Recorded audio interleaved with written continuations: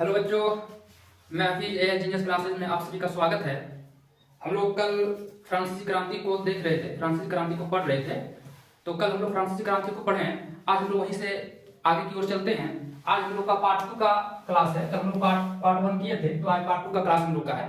तो कल हम बता रहे थे कि फ्रांस की स्थिति क्या थी, यानी फ्रांस की स्थिति 18वीं सदी में बड़ी खराब हो गई थी। अमेरिका की लड़ाई में, यानी अमेरिका ब्रिटेन से आजादी चाहते थे, तो अमेरिका ब्रिटेन से आजादी चाहते थे, तो फ्रांस ने क्या किया, फ्रांस ने अमेरिका को साथ दे दिया। अमेरिका को साथ देने से क्या हो गया कि फ्रांस के ऊपर, यानी फ्रांस के ऊपर 10 अरब लीवे कर्जा हो गया, और पहले से ही 2 अरब लीवे का कर्ज चढ़ा हुआ था। आप देख सकते हो कि 10 अरब लीवे का कर्ज अमेरिका की युद्ध, अमेरिका को साथ देने के 10 अरब लीवे का एक प्रकार से मतलब कि कर्ज हो गया, और पहले से 2 अरब लीवे का कर्ज पहले से था। तो कुल मिला के यानी फ्रांस जो थे, कुल मिला के जो फ्रांस थे, फ्रांस एक प्रकार से बहुत बड़े मतलब कि कर्ज में डूब गए, बहुत ज्यादा कर्ज हो गया, जिसकी वजह से फ्रांस के जो शासक लुई 16 थे, तो लुई 16 ने सोचा कि अब ये इतना सारा कर्ज को कैसे चुकाया जाए, कैसे भरपाई किया जाए। तो उन्होंने क्या कर दिया कि टैक्स को बढ़ा दिया। क्या कर दिया, टैक्स को ही मतलब कि आगे कर दिया, जिसकी वजह से जब जो टैक्स दे रहा था वो तीर्थ एस्टेट के लोग थे। अरे टैक्स देने वाले लोग कौन थे, तीर्थ एस्टेट के लोग थे।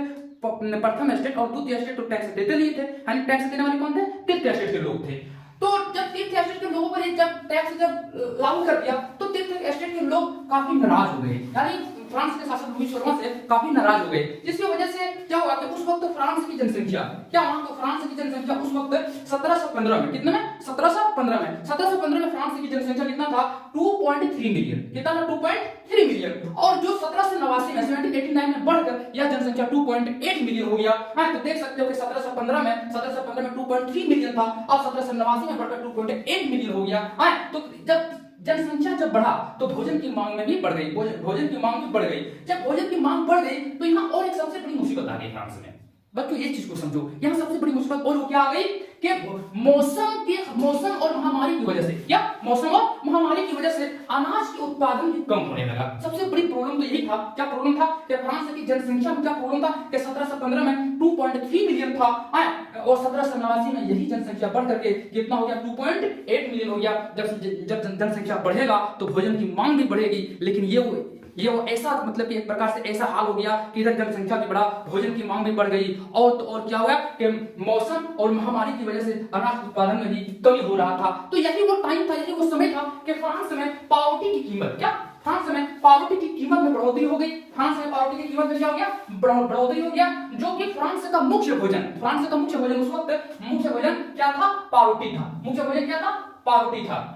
तो जब पावरोटी की कीमत बढ़ गई, लेकिन एक तरफ से मजदूरों का वेतन भी बढ़ा, लेकिन मजदूरों का वेतन तो बढ़ा, लेकिन कीमतें जो थी, जो कीमत था, वस्तुओं की उस वक्त जो कीमत था, वो कीमत कहीं अधिक तेजी से बढ़ा। हाँ, तो यहाँ तक ऐसा स्थिति हो गया कि पावरोटी खरीदने तक के पैसे नहीं थे लोगों के पास। यानी ऐसा हालात हो गया कि एक प्रकार से जो मुख्य भोजन, जो खाने की जो खाना था, हाँ, उसको खरीदने का पैसा नहीं था। हाँ, तो इतने सारे चीज हो रहे थे, और शासक क्या कर रहे थे, ऊपर से टैक्स लगा रहे थे, ऊपर से टैक्स लगा रहे थे। और टैक्स जिसके पास पैसा है, कल हम बता रहे थे कि कुलीन वर्ग के जो लोग थे, उन लोग पैसे वाले लोग थे, उन लोग संपत्ति वाले लोग थे, ऊंचे तबके के लोग थे, उन लोग के पास बहुत संपत्ति था, धन था, लेकिन उन लोग कोई टैक्स नहीं दे रहा था। टैक्स या तो कर कौन दे रहे थे, तीर्थ एस्टेट के लोग दे रहे थे। यानी इससे पता चलता कि वहां का जो शासक था, फ्रांस का जो शासक था, लुई 16 जो शासक थे, लुई 16 बहुत निरंकुशवाद थे। अच्छा, एक शब्द को यहाँ पर जरा बता देते हैं, निरंकुश क्या होता है, निरंकुश क्या होता है। तो बच्चों याद रखना, निरंकुश का मतलब होता है जिस पर कोई रोक नहीं लगाया जा सकता है। इसका ये मतलब याद रखना कि निरंकुश का मतलब क्या होता है, जिस पर कोई रोक नहीं लगाया जा सकता है, अपना मर्जी से वो जैसा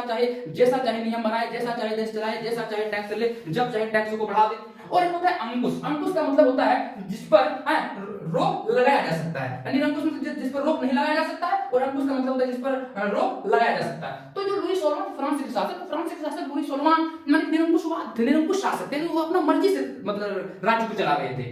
तो इसी बीच में जब वो उसकी मतलब कि निरंकुशता, या तो उसकी मतलब एक प्रकार से कह सकते हैं कि जो परेशान कर रहे थे, जब वो अधिक करने लगे, तो यहाँ पर एक उसी समय 18वीं सदी में एक नया वर्ग का उद्भव होता है। उसी समय 18वीं सदी में एक नया वर्ग का उद्भव होता है, उसको हम लोग कहते हैं मध्यम वर्ग। उसको क्या कहते हैं, मध्यम वर्ग। अब समझ आता है मध्यम वर्ग कौन था। तो कल बता रहे थे कि जो निम्न वर्ग के लोग थे, जो मतलब कि तीर्थ एस्टेट के लोग थे, तो इन तीर्थ एस्टेट के लोगों में से कुछ व्यापारी थे, कुछ बड़े कुछ मतलब कि किसान थे, वकील थे, कर्मचारी थे। तो इन लोगों के पास कुछ जब ज्यादा पैसा हो गया तो इन लोग तो एक प्रकार से पढ़े लिखे लोग थे, तो पढ़े लिखे लोगों के बीच में इन्हीं लोगों में एक विचार आया। तो इन लोग क्या हो गए कि यहाँ से एक प्रकार से नया वर्ग आ गया, जिसको मतलब कि हम लोग मध्यम वर्ग के लोग कहते हैं। इनमें से कौन थे? कोर्ट के अधिकारी थे, वकील थे, प्रशासनिक अधिकारी थे, हैं?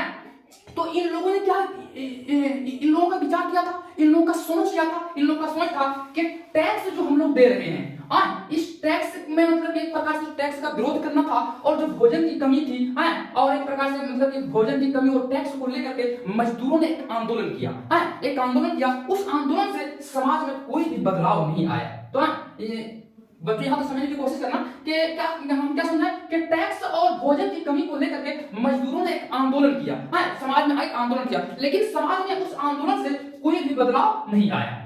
तो बच्चों यहाँ तक इसको स्क्रीनशॉट लेना है, ले लो, उसके बाद फिर यहाँ से दूसरा करेंगे।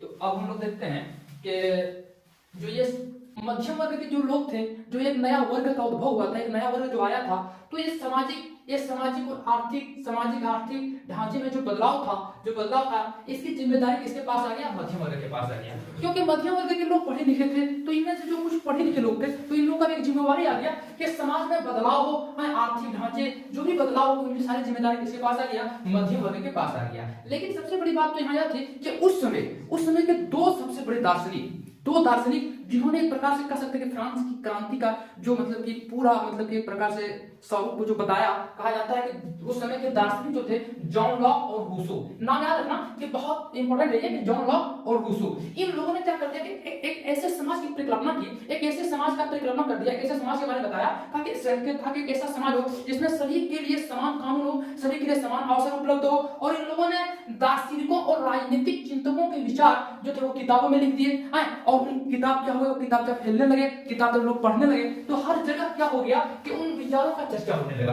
तो इनकी विचारों का जॉन लॉक और रूसो के जो विचार थे, किताबों के माध्यम से जब लोगों तक पहुंचा, तो लोग जो पढ़े लिखे लोग थे, उन लोगों ने पढ़े और हर जगह उनका चर्चा करने लगे। जब हर जगह उनका चर्चा करने लगे तो अनपढ़ लोग थे, उन लोगों ने भी सुने बात को, उन लोगों ने बात को सुने और उस पर मतलब सोचने लगे कि मतलब अच्छी बात कहा गया है। तो हर जगह उनके जो विचार था हर जगह फैलने लगा। तो उसी समय की बात है कि वही टाइम पीरियड में, उसी वक्त उसी समय क्या चाहते थे कि टैक्स बढ़ाना चाहते थे। अब लुई सोना टैक्स बढ़ाना चाहते थे। सोच सकते हो कि तीसरे स्टेट के पास अभी हालात सही नहीं है, प्रथम और द्वितीय स्टेट को टैक्स दे नहीं रहे हैं, प्रथम और द्वितीय स्टेट को टैक्स दे नहीं रहे हैं। लेकिन अब ये क्या करना चाहते थे कि लुई सोना टैक्स बढ़ाना चाहते थे। ये टैक्स बढ़ाने की वजह से लोगों में एक प्रकार से बहुत मतलब कि गुस्सा आया, लोग गुस्से हो गए। तो जब लोग गुस्से हो गए, इतने गुस्से तो सोचा कि कहीं लुई सोना पागल तो नहीं हो गया, अपने हालात सही नहीं है, अपने खाने जो खाना है वो पूरा नहीं कर पाते हैं और फिर वो टैक्स बढ़ाना चाहते हैं। अब फर्स्ट वीडियो में बताए थे कि प्रथम स्टेट के जो लोग थे और द्वितीय स्टेट के जो लोग थे, ये प्रथम स्टेट और द्वितीय स्टेट के लोग थे, इन लोग तो टैक्स नहीं दे रहे थे, इन लोग तो टैक्स दे ही नहीं रहे थे, क्योंकि इन लोग का कोई टैक्स नहीं था। टैक्स कौन दे रहे थे? तीसरे स्टेट के लोग दे रहे थे। यहाँ पे तीसरे स्टेट के लोग दे रहे थे। तो ये तीसरे स्टेट के लोग, ये लोग तो अपने गरीब थे, मजदूर थे, वकील थे, दास लोग थे, अब इन लोगों को टैक्स दे रहा था। और फ्रांस की स्थिति इतना खराब था कि अब मौसम की वजह से या महामारी की वजह से, युद्धों की वजह से अब पावरोटी की जो कीमत थी काफी तेजी से बढ़ गया। लोगों के पास एकदम पैसा नहीं था, कोई पैसा नहीं था, उन लोग पावरोटी खरीदने के पैसे नहीं थे, अपने हम लोग भूख से मर रहे थे। और वही वो समय था, ये लुई शर्मा इतना बेवकूफ था कि अब टैक्स बढ़ाना चाहता था। तो लोग इतना गुस्सा हो गए कि लोगों ने सरकार की नीतियों विरोध की आवाज उठाने लगे। काफी हम लोग के मतलब के जो राजवाड़ी है ना वो पागल हो गया, इतना पागल हो गया कि उसको हटाना ही पड़ेगा। यही से मतलब क्रांति के प्रकार से हम लोग अब क्रांति की ओर जा रहे हैं। तो हम लोग आज जो हम लोग पढ़े हैं पार्ट 2 में, तो हम लोग कल यही से बात को आगे ले चलेंगे। कल हम लोग देखेंगे कि क्रांति कैसे हो रहा है, कल हम लोग सब देखेंगे क्रांति कैसे हो रहा है। तब तक के लिए आज का क्लास इतना है। तो बच्चों हम लोग आज इतना पढ़ते हैं, और किसी को अगर कहीं क्लास में दिक्कत हुआ समझने में, किसी भी शब्द में समझने में दिक्कत हुआ तो आप आराम से कमेंट बॉक्स में पूछ सकते हैं, और वरना अगर आपको नहीं समझ में आया तो आप फिर से वीडियो को देखिए, अच्छा से समझ में आ गया। एक एक शब्द को तोड़ तोड़ के बताए, एकदम बेसिक चीज बता रहे हैं, खास करके 9th के बच्चों के लिए नहीं है, सभी बच्चों के लिए, जो बच्चे कंपटीशन की तैयारी कर रहे हैं, जो बच्चे कॉम्पिटिटिव की तैयारी कर रहे हैं, तो हर एग्जाम में ये काम आएगा। तो ठीक है बच्चों, अगले वीडियो में फिर मिलते हैं, तब तक के लिए बाय।